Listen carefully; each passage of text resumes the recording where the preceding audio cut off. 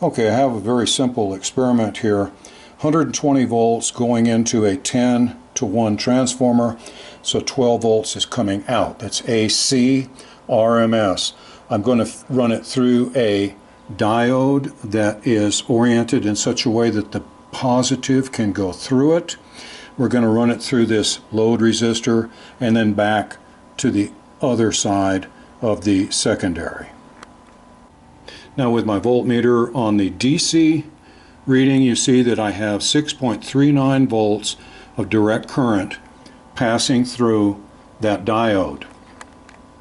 Okay, here's the oscilloscope view of the diode's output when it is positively biased. As you can see, the waves are above the central line, which would indicate that they are positive DC. You notice that there is a width here, a blank space, where the minus wave was blocked. The negative wave here was blocked. This screen width corresponds to about 1/20th of a second. So this would be 3 times 20 is 60 cycles per second. The wave height is about 3.5 squares, which would equate to around plus 7 volts DC.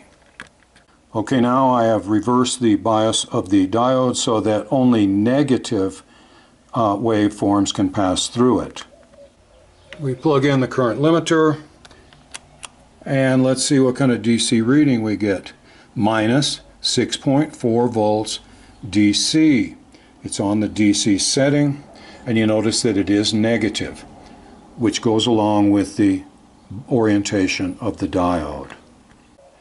And here is the oscilloscope view of the output of the diode when it is negatively biased, and you see that the positive waveforms we saw in the first image are now blocked, and only the negative waveforms can come through. They're still at 60 cycles per second. This is around negative 7 volts DC. And you can see it's very choppy. There's a whole lot of ripple here and a lot of blank space to try to fill in with a filter capacitor. Now let's add in a 10 microfarad electrolytic capacitor between the output of the diode and ground. The waves are exactly in the same configuration they were before. Remember, they started here at the midpoint, came all the way up and down. This was a blank spot all the way up and down, and this was a blank spot. Notice how the filter capacitor has filled in those empty spots, not completely, but probably 80%. Now let's try a 47 microfarad filter cap. Now look at the smoothing we have. There's almost no ripple at all left here.